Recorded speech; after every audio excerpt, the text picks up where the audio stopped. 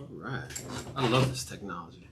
Yeah, man. Recording in progress. Hey, greetings, friends. Jacque Howard here. I'm at Hub 13 West Front Street in historic downtown Trenton, and I'm broadcasting Trenton 365 midweek, and I'm with Calvin Murrell. And during this period of time, you're going to get a chance to meet Calvin, and I often refer to him as Cal and Cal Hustle. And we're going to talk a little bit about the music, but the entrepreneurial stuff, and more importantly, give you an opportunity to hear a bit about Calvin, what he's doing, what he has been doing, what he plans on doing in the very near future, and most importantly, how you, your organization, and your small business can benefit from his services and getting in touch with him. Calvin, first of all, I want to say again publicly, man, thank you, because it's been a minute. We've been trying to get together for probably, what, 4 or 5 years? It's pre-COVID, that's a fact. Put it like that. Absolutely. So let's just jump right into it. And I'm going to say I met you, I guess it was probably about maybe 9-10 years ago or so, through the art and music scene here in Trenton and what was happening at 219. Big shout out to R.E.A.C.H and R.E.A.C.H Coalition and all the crew that's over there and what they've been doing. Know that the legacy and everything continues to live on, even if it's in relationships that are symbiotic in this. Talk about that period of time and how this idea of blended experiences has brought you to this space and place of who you are. All right, so man, so we got to be talking, if we want to be accurate in our years, we are talking 2012, 2013, right? If we're going to start talking, R.E.A.C.H. And so for me personally, it was a time of like rebirth, right? It was a reset point for myself. And I say that musically, for the Hustle MC brand, and professionally, because it was when, a lot of the work that I do right now, kind of had its impetus, right?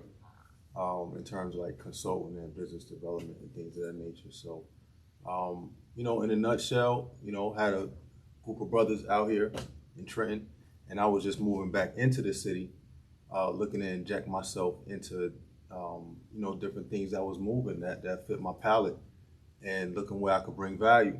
Casso, a longtime friend, like a brother of mine, going back many years, obviously very, happy, excited, and proud to see, with the momentum that R.E.A.C.H was gaining as an organization, as a collective, and then meeting a lot of the other different counterparts. Black Collar Biz, shout out to you. We spent a lot of time working and building a bond and a brotherhood, creatively, personally, and just getting to know one another as individuals. We had a lot of great time working just in the music space within that building, and then collaboratively with all of the other individuals from Leon, Wills, Graham, D Block, what I'm saying? Like, the list goes on, right? We can go on and on with the list. But what you have is, a community of individuals in a concentrated space with the energy and a passion like no other to do things that had never been done before. Some real outside the box thinkers. And it was a great place for me it was fertile soil, right? For me to come and just bring a lot of my experiences, right? Blended experiences, if that's going to be the theme of what we're talking about. And just bring some value, man, and get on, hop in the car and ride.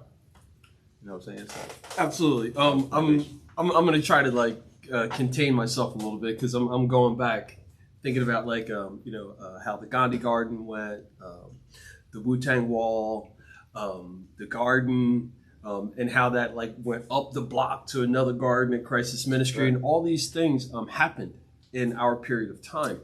And I want to make sure that, at least from my perspective, I'm capturing and documenting as much of it as possible, so that our true story can be told. Right. So that the folks who were there, who lived it and experienced it, can tell it in their own terms, their own way, in their own experiences, so that it can be archived for generations. Because that is the impetus of what we're trying to do here at Hub 13. And collectively as a community here in Trenton. It's always been about, hey, how can I partner? How can I build with someone else? And I think that we've, in some cases, gotten away from that. And I think that it's coming back. And I think that folks like you who have taken the experiences, gone other places, designed, created, and now are bringing those skill sets back to saying, hey, look, how can I improve, this region in Trenton? So I thank you for that. Yeah, I want to jump around a little bit and talk about your entrepreneurial stuff, because I think that is oftentimes missed when we're talking about artists, and we think, oh, they're performing artists, they only do this, or one person only does this. You are doing a lot of things. So can we just talk a bit about your entrepreneurial efforts and why it's so important, and what you're looking to do with it in the near future? Okay. So I think I first got my initial entrepreneurial bug was after getting laid off, right? We're going to keep it funky, right? Yeah. The ambition was there, the curiosity was there beforehand. And I actually had set forth, a plan to resign from the corporate work that I was doing. At the time, I was working as a computer programmer. And I had interned at the same company for 4 to 5 years, then I converted full-time as a programmer. And then I read a book about real estate, Rich Dad, Poor Dad, and, learned about assets, liabilities, just financial literacy in general. And that got my brain working. And so that's where the curiosity really began, right? So I had this plan where it was like around February 03. I said by August or September, I'm gonna resign from this job and find my way in real estate some kind of way. I want to learn how to invest in real estate. Matter of fact, that probably was about January, because it was in February that I got laid off. It was almost a blessing. You know what I'm saying? I looked at it like that, right? You got to take things in stride. So I'm like, all right, cool. So I collect unemployment while I map out my strategy instead of doing it some other type of way. So that was where it all began. So it went from having a tech background to now stepping into a new industry of real estate, which was something that was completely new to me, but I had some great teachers and mentors, and figuring out that space, figuring out where I wanted to land in that space. I knew I wanted to learn how to invest in properties, flip properties, buy cash flow properties, put tenants in them, things of that nature. But I needed a job, right? So, the entrepreneurial spirit was there, but I still had to survive. The name of this game is always survival, right? So I began working as a loan officer.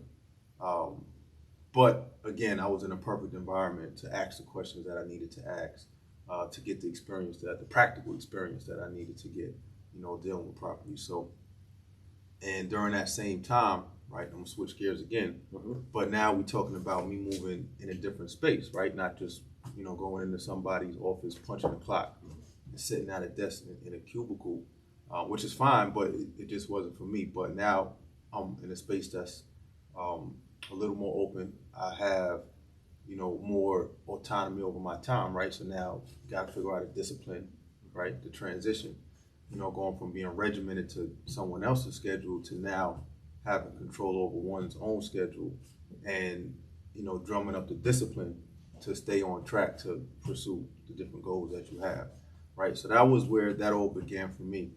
And it was during the same time period that I had some friends here. I wasn't living in Trenton at the time, but I had some friends here in Trenton from my years at TCNJ, right? And we had the idea to venture into the music business, but we wanted to approach it from the angle of launching an independent label, right? So now I'm like, I don't have to punch anyone's clock. I have my time. Let me manage this thing properly and make these different efforts work. So that was my first full-on entrepreneurial venture.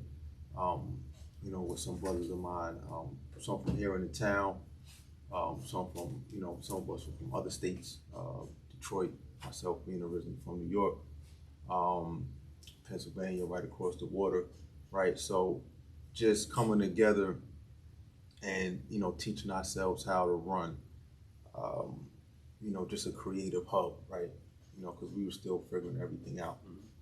But the thing that was different about us that I think, served benefit over time was we approached it from the perspective of being students, right? If we're talking about entertainment and especially music and hip hop music, right?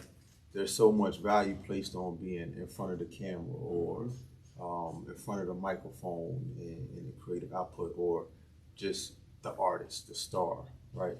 Which is very valuable to the business model, but what people don't see is all the other workings that go on behind the scenes that contribute to not only developing the talent, but developing the business. So that was very important to us, from networking. These are early internet days. This is before Web 2, right? This is before blogs, before Facebook, before all that stuff, right? So yes, we read a lot of books. You know what I'm saying? We went out, to a lot of different networking events. We went to conferences across the country. We tried, we failed, we fell on our face, dried the blood on our lip, put Band-Aids on and got back to it. You know what I'm saying? But most importantly, we stuck to it. And we took the things that we were learning and we put them into practice. And that practice was us figuring out Pro Tools and, putting together all this music that sounds horrible now, right? Sonically, right? Because we didn't know what we were doing, but we knew where we were going, and we knew what we wanted to get out of it, right? So what was important at that time was just, developing, back to that discipline word, to be consistently creative and to have some type of targeted output, right? Some type of deliverable. So our first venture was a compilation project. And it was during that process, that's when I began indulging my own creative passion. And, Hustle MC was kind of born out of that. It wasn't the initial goal, but it was more so, all right, we have to get this project done. I have ideas, I have rhymes, we come from, cypher and freestyle and things of that nature, but at that point I hadn't quite taken it, serious to where I had a vision to become any type of MC, any type of artist. I didn't even know what to call myself, so I wasn't even looking at things from that perspective. So that was our first full-on entrepreneurial venture, was an independent record label. And so between that and what I was doing simultaneously with real estate and the people I'm meeting, the network I'm building, I kind of said to myself, I can figure this out. I can stick to it. Oftentimes when I sit down and record these interviews, I just let it go, and I'm just as intrigued in the conversation as I hope anyone in the audience is. And I'm kind of off the rails here in my thought process. Even though we've known each other and we've talked about a bunch of different things, even leading up to this, like you got me thinking about something different now. So so thank you for that. I want to talk about your process, and you're going to come back. And folks, you're going to get a chance to see Cal in person. We're going to try to coordinate some stuff so that we can have some live events where you can get a chance to experience him, his network, his crew in their wholeness. And we'll see what we can do about doing that here at Hub 1313 West Front Street. But I want you to just talk a bit about, and go into the weeds if you like, the process of development. Because you talked very clearly about what I think a lot of people think about: music, entertainment, the person who's in front of the camera. But there's a whole slew of other people on the other side of the camera who are just as important and vital to the success of what's happening in front of the camera. And oftentimes those people who aren't on camera are the ones who get to write the checks. So if you're writing checks that are big number checks, how much are you getting from a financial standpoint? But I'd like for you to talk about your process of development, because again, you spoke about successes, some tribulations, and then you talk about, hey, getting yourself situated, get back up on your feet and keep this moving. The discipline. Yeah. So I look at it like, one thing that we often fail to throw into the equation is time, right? Obviously, you have the now and the time and space that we're dealing with in the present, but this is career-based talk that we're dealing with, right? Life is long, but it's short. Life is short, but it's long. So if you are serious about anything that you're doing, you can't discount the fact that time plays into it.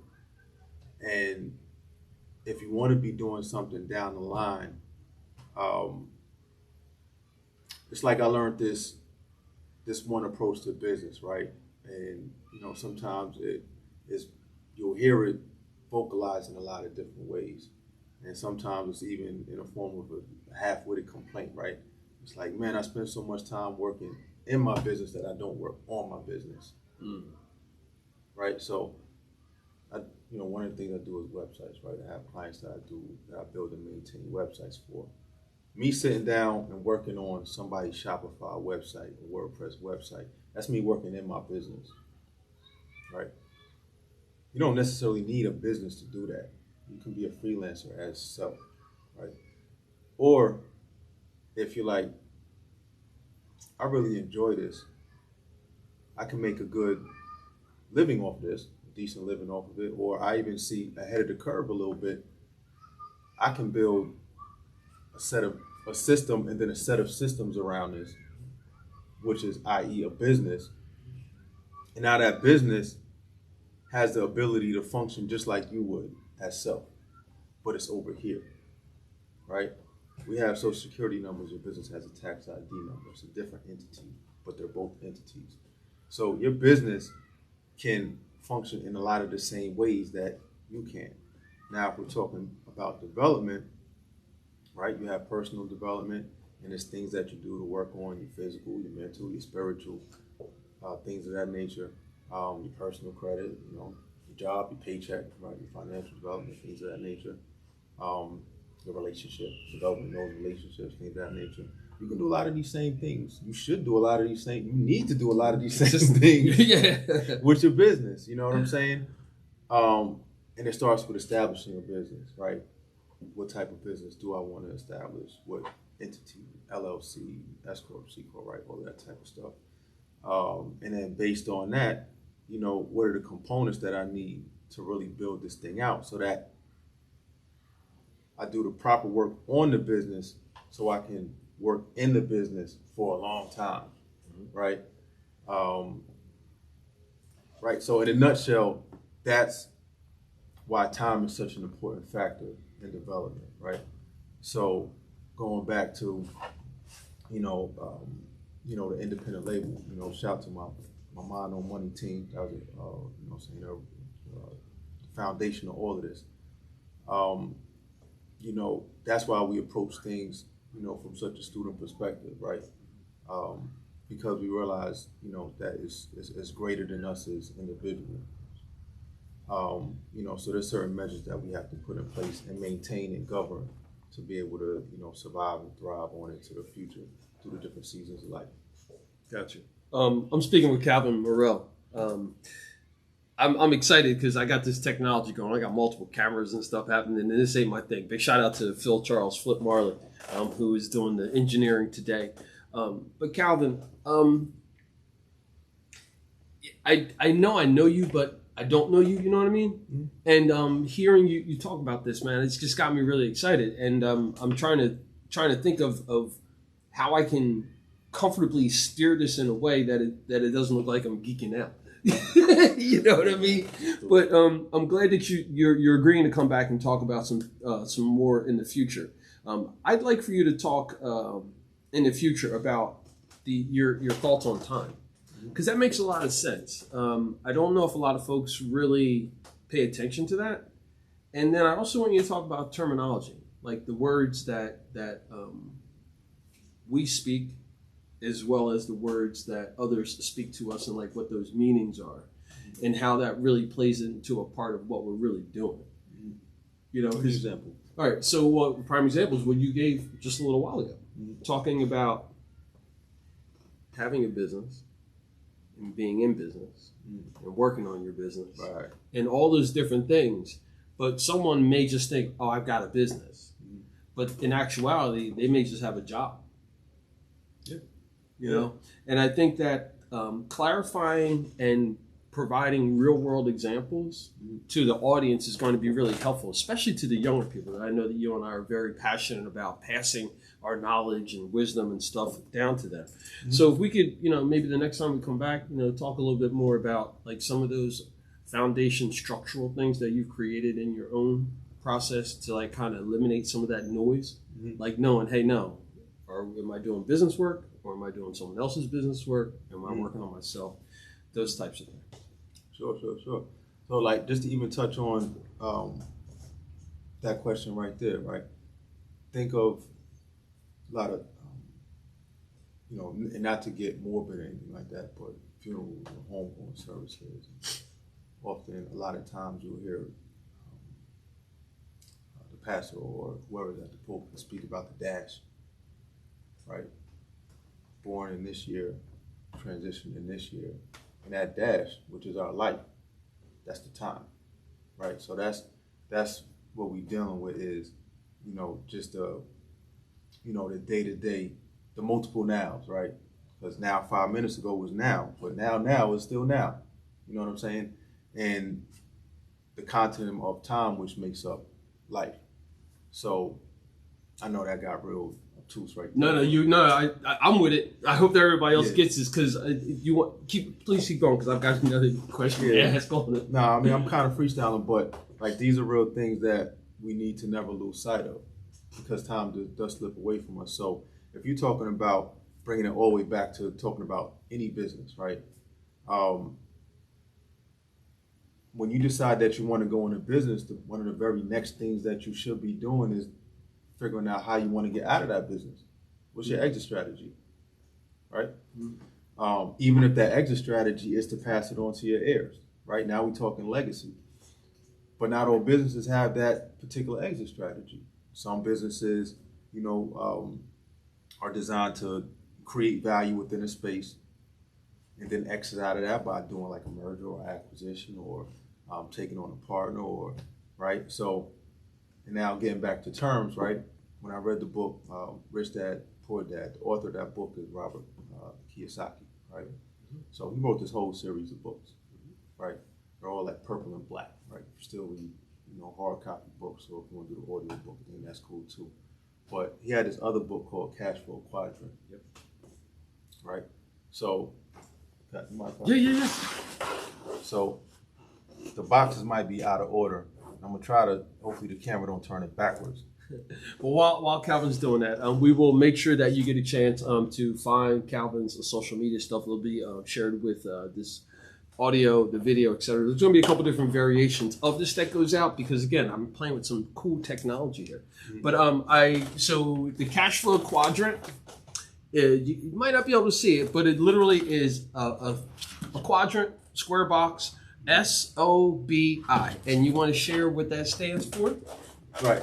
So we're talking about time and exit strategy and so on and so forth, and just ways to, strategically approach what it is you're doing with your business. Those letters are different spaces that you could be in relation to your business, right? So, I'm sorry, I got more. There's an E, right? So we have, this is the E. Not B. All right, so E as in echo, SOEI. Right. Stands for? So the E, you're an employee, right? The S stands for self-employed, right? So the difference from moving from an E to an S is when you're an employee, you work for someone else's business. They own your job, right? Whether you're fired, resigned, laid off, the onus is on them to replace that job with another person, right? So you don't own the job. When you go into the S quadrant as a self-employed person, a lot of times, and I don't want to, offend anybody, but sometimes, like the word entrepreneur and the word owner is used a little bit loosely. But when you're self-employed, like you're a solo entrepreneur, you're a one-person business. Yes, you are a business owner, but the major step that you have taken from moving on from an E is that you now own your job, right? So if you're a freelancer and you set up shop as a business and you're doing your thing in a professional capacity, you now own your job. You're self-employed, right? Nick? No, I want to jump in because for some folks, like if you're thinking about it this way, think about it from retail to wholesale to manufacturing to industry creation, all those different types of levels. And Robert Kiyosaki, I mean, I've read the books as well. They're great books, easy reads. We're not getting any juice or support from him on this, and I don't know what his political background is, but I think we're not into that. It's a very simple process.